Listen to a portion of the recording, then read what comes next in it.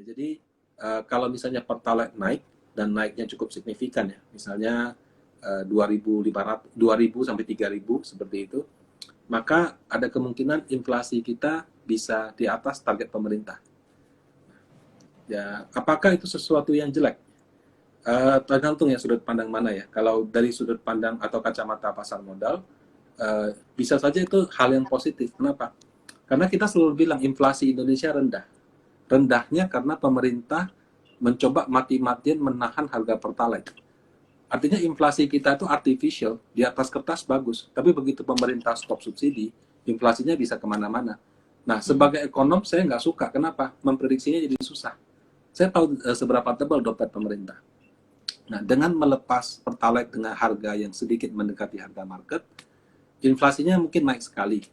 Tapi setelah itu ya udah jadi bisa diprediksikan lagi. Jadi predictability daripada suatu inflasi ketika harga barangnya itu mengikuti harga pasar itu dari kacamata pasar modal itu lebih baik karena lebih bisa diprediksikan. Begitu harga minyak turun, berarti inflasi kita turun. Harga minyak naik, inflasi kita naik. Sekarang harga minyak naik, inflasi kita tetap. Berarti kan ada subsidi. Jadi saya nggak bisa melakukan prediksi yang wajar gitu. Nah, itu dari view saya. Jadi betul itu akan menyebabkan inflasi dan bahkan sangat mungkin inflasinya di atas range yang ditetapkan pemerintah. Tapi yang mudah-mudahan hanya tahun 2022 saja. Setelah harga minyaknya kembali stabil, misalnya bisa di bawah harga 100, ya harusnya tahun depannya lagi inflasi kita tidak sampai setinggi ini. Oke, baik. Nah, aku juga saya agak-agak kepo nih gitu. Kalau tuh pernah baca kayak komen di sebuah thread gitu ya. Ini harga minyak naik, harga BBM naik gitu. Tapi kalau harga minyak turun, harga BBM tuh nggak turun gitu ya. Itu apakah atau adakah chance gitu, maybe one day pemerintah tuh akan, oh harga minyak turun, kita turunin juga deh gitu, atau gimana ya Pak gitu. Ini kan mungkin teman-teman juga banyak yang mikir kayak gitu ya, harga minyak naik kita naik, tapi harga minyak turun kok kita nggak ikut turun gitu. Ya, kalau di Singapura, di Amerika Serikat, itu seperti itu. Jadi harga minyak dunia sama kamu isi bensin di Pertamina, di Shell itu sudah almost immediately. Sana naik, kamu isi naik. Sana turun, ini isi turun. Cara seperti ini menurut saya tidak cocok di Indonesia. Kenapa? Pertama, harga komoditi itu sangat volatile. Ya, harga minyak kita ingat waktu pandemi sempat nol. Ya, sempat nol, kemudian dalam waktu yang panjang 40-50. Kemudian kayak sekarang tiba-tiba 90, 100, 110 kayaknya ini. Jadi dengan volatilitas yang begitu tinggi, dia punya harga range-nya akan sangat lebar. Jadi yang dilakukan pemerintah menurut saya untuk case Indonesia ya itu sudah terbaik yang menurut saya bisa ada, yaitu ya ada harga keekonomiannya, kemudian pemerintah menetapkan harganya berapa supaya dia punya di satu sisi inflasinya tidak tinggi kalau harga minyak naik, di sisi lain kalau harga minyak lagi turun Pertaminanya juga ada untung gitu. Jadi dia coba cari balance di situ. Nah, makanya harga minyak Indonesia itu tidak sama. Kita kan juga pernah kok satu waktu harga minyak sudah naik, Pertamaxnya kan tetap dijual 9.000 waktu itu kan. Cukup lama kan. Nah, ya itu menurut saya ya itu pada saat harga minyak lagi rendah, Pertamina ambil untung sedikit. Pada saat harga minyak lagi tinggi, dia coba subsidi. Ya, tapi begitu dana lebihannya habis ya mau tidak mau harus lakukan itu. Jadi menurut saya Indonesia lebih pas begitu. Kenapa? Karena kalau benar-benar dilepas ke market, kita inflasinya bisa liar. Nah, negara yang maju kalau inflasinya tinggi, ya mungkin ada demo, masyarakatnya protes, atau kalau misalnya ada presiden atau mau capres itu kalah gitu. Tapi kalau misalkan di Indonesia atau negara berkembang, inflasi yang tinggi itu bisa memicu kerusuhan politik gitu. Bisa dimanfaatkan politisi membakar amarah massa dan lain-lain. Nah, jadi lebih bijaksana ya kalau untuk Indonesia itu memang harga bensinnya itu ada pengendaliannya, ada pengendalian dari pemerintah. Gitu. Oke, berarti pemerintah langsung turun tangan ya Pak ya? Bisa dibilang Dari dulu begitu juga ya? turun tangan, betul. Cuman ya itu kan, dia di satu sisi dia nggak bisa terlalu murah jualnya, kalau nggak dia harus subsidi terus, uangnya dari mana? gitu ya. Tapi kalau misalkan dia terlalu lepas ke market waktu harga lagi tinggi, ya itu juga bisa memicu itu banyak hal yang sifatnya negatif. Jadi harus cari balance lah. Menurut saya untuk Indonesia yang sekarang dilakukan sudah pas. Oke, nah berarti mungkin bagi yang suka bertanya-tanya nih, kenapa ya harga bensin kita tuh kalau minyak turun kita nggak ikut turun, jadi pemerintah pun juga mikirin dompetnya gitu kali ya Pak ya, cari balance-nya bagaimana biar win-win situation lah, bisa dibilang seperti itu singkatnya. Nah, untuk teman-teman yang mungkin ketinggalan, tenang aja, nggak usah worry, ini IG Live-nya aku save, nanti aku juga taruh di YouTube, jadi kalau teman-teman mungkin nanti ada waktu luang mau nonton ulang, silahkan, boleh begitu. Oke. Nah, biosolar cost-nya lebih tinggi tadi katanya tuh. Nah, ngomong-ngomong inflasi juga nih Pak gitu ya. Inflasi itu kan bisa dibilang tema tahun ini juga kali ya. Kita dengar dari akhir tahun lalu itu inflasi US kan udah naik gitu ya. Oh, udah tapering gitu ya. The Fed bakal naikin suku bunga tahun ini rencananya ya. Bahkan sampai 6 atau 7 kali gitu ya. Gitu. Nah, ini kan apa ya Pak ya, sesuatu yang menarik lah. The Fed inflasinya tuh, US inflasinya terakhir saya cek sekitar 8 ya Pak, kalau nggak salah 8% something ya. Itu untuk bulan Maret gitu. 8,5. 8,6, 8,5 ya, itu luar biasa karena Februari udah di 7 gitu ya. Nah, ini kan sebentar, sesuatu yang menarik gitu ya. Nah, kan nanti ada FOMC juga meeting gitu, katanya mau naik 50 BPS atau bahkan bisa lebih gitu ya Pak. Ini kan sebenarnya kalau mungkin teman-teman yang udah sering baca tentang suku bunga gitu, biasanya kalau suku bunga AS naik, suku bunga Indo juga naik gitu ya. Tapi kan beberapa kali ini masih stay di rate yang sama gitu ya. Nah, biasanya kan mungkin yang di saham kali gitu ya Pak ya, udah wah ini bakal ada outflow gitu, karena kalau si US-nya naikin suku bunga gitu kan lebih pada tertarik naruh di US gitu ya. Tapi lately pasar saham Indo itu malah kebanjiran nih gitu ya. Lately malah banyak uang yang masuk gitu ya. Apakah ini mungkin sebuah pertanda, ada yang mungkin kita belum tahu, atau bagaimana menurut Pak Rudi nih? Biasanya capital outflow yang terjadi malah gitu ya. Tapi ini inflow-nya rame loh, dari awal tahun malah udah double digit. Begitu. Baik. Jadi kita bedakan antara saham dan obligasi. Ya. Pertama saya obligasi dulu. Teorinya kan adalah kalau inflasi tinggi, suku bunganya ditetapkan lebih tinggi daripada inflasi, karena suku bunganya naik, harga obligasi turun. Kita kan belajar begitu ya, semua buku teori begitu. Sebaliknya kalau inflasinya terkendali atau rendah, suku bunganya bisa diturunkan. Ketika suku bunga diturunkan, obligasi harganya mengalami kenaikan. Jadi inflasi tinggi, suku bunga naik, harga obligasi turun. Inflasi rendah, suku bunga turun, harga obligasi naik. Itu dalam kondisi normal.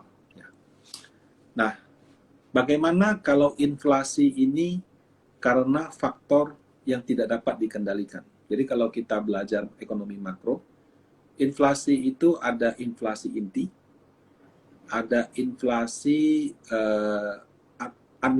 administered price.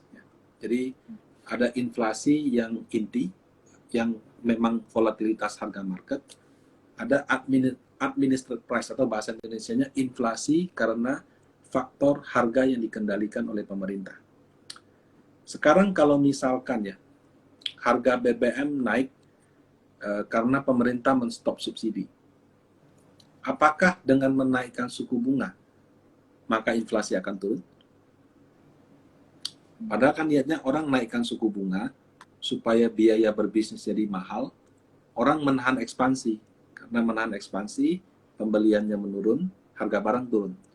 Gitu kan. Logikanya begitu sih. Jadi suku bunga diturunkan supaya orang lebih ekspansif, pinjam uang ke bank, buka usaha atau apa. Karena itu permintaan naik, maka harga barang jadi naik. Jadi dalam kondisi normal, suku bunga itu at some point itu bisa berdampak terhadap permintaan. Ya, bunganya makin tinggi, permintaan sedikit, bunganya makin rendah, permintaan banyak. Nah, Jadi kalau inflasinya 100% didorong karena kenaikan permintaan yang menyebabkan harga naik, betul, itu alatnya adalah suku bunga. Tapi bagaimana kalau misalkan inflasi ini naik karena perang Ukraina-Rusia? Apa yang, emang kalau The Fed naikin bunga sampai 2%, Ukraina dan Rusia akan berhenti berperang? Sehingga harga minyak turun? Iya. We don't know. Apakah kalau misalnya The Fed sama BI menaikkan suku bunga 1%, kemudian pemerintah memutuskan, oke, Pertalite-nya tidak jadi naik, itu dua hal yang berbeda, gitu ya. Nah, jadi apakah nanti kalau misalkan harga minyak terus tinggi, suku bunganya akan naik? Kalau Amerika Serikat, dia sudah nggak punya pilihan, dia sudah kena dua hal, permintaannya tinggi dan juga harga bensin naik. Nah, kalau di Indonesia, saya lihat tidak demikian. Kemarin Gubernur Bank Sentral kita sudah berpendapat mengatakan bahwa saya nanti dulu ya, saya nggak ikut-ikutan gitu. Kalau misalnya inflasi ini tinggi karena harga yang dikendalikan pemerintah, ya saya naikkan suku bunga juga have no effect gitu. Seperti itu ya. Ya, jadi kenaikan suku bunga Indonesia itu akan menurut kami sih lebih rendah daripada kenaikan The Fed. Jadi kalau The Fed misalnya naik 1,5%, mungkin kita 0,75 sampai 1. Jadi belum tentu naiknya sama. Ya. Inflasi Indonesia juga menurut saya cukup rendah. Nah, harga obligasi, ya, kemarin baru saya post yang tadi malam. Saya lihat nih, harga obligasi benchmark. Jadi seri Sun FR 91, 92, 90 sampai 93 deh. Jadi 90, 91, 92, 93. Ternyata suku bunga belum naik saja, itu harganya sudah turun 5 sampai 7%. Ya.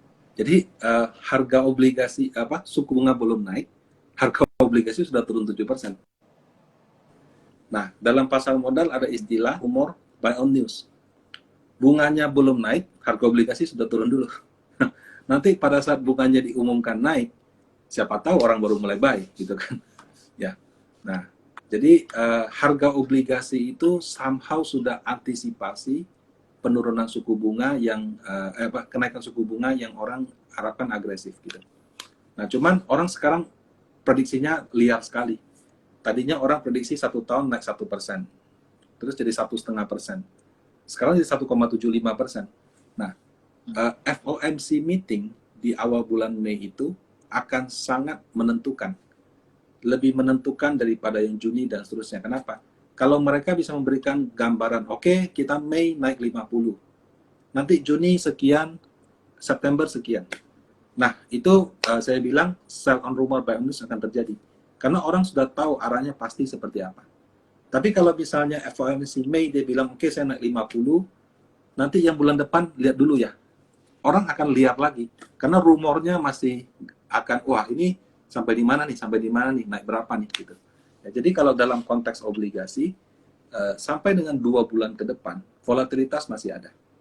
Cuma kalau menurut saya sudah cukup murah.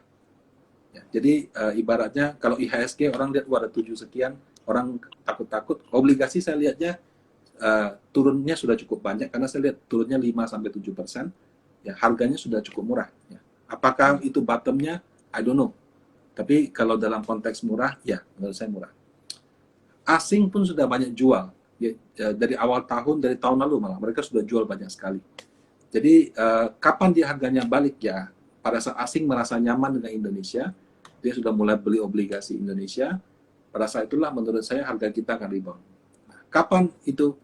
Ya bisa aja setelah pemerintah menegaskan, oke, Pertalite naiknya sekian dan that's it. Jadi saya bilang tadi, inflasinya bisa diprediksikan sehingga mereka bisa ambil keputusan. Tapi kalau inflasinya disubsidi terus, mereka nggak tahu nih inflasi yang rendah ini sampai kapan. Ya, itu dari sisi obligasi. Kalau dari sisi saham, saham itu suku bunga inflasi hanya satu dari sekian banyak faktor. Harga saham itu bisa naik karena kayak sekarang laba bersih BCA, BRI, BNI, Bank Mandiri, kita lihat kan gila-gilaan kan Q1 naiknya bukan 20-15%, 60%, 80%, 90% gitu kan. Nah, jadi laporan keuangan yang extraordinary bagus itu bisa bikin saham rally walaupun suku bunga naik atau turun. Harga saham juga bisa naik atau turun tergantung keputusan pemerintah. Contoh, begitu CPO dilarang ekspor, langsung ambrol semua saham kelapa sawit. Padahal dia untung besar, gitu kan. Nah, harga saham juga bisa terpengaruh, misalkan ini lagi dipom-pom, lagi dikumpulin bandar segala macam ya. Jadi ada banyak hal ya bisa mempengaruhi harga saham. Nah, sekarang yang membuat indeks terus-menerus mencapai rekor baru itu adalah Indonesia itu dipersepsikan sebagai negara komoditas. Nah, 2020 waktu ada COVID, temanya adalah cari perusahaan yang memproduksi vaksin.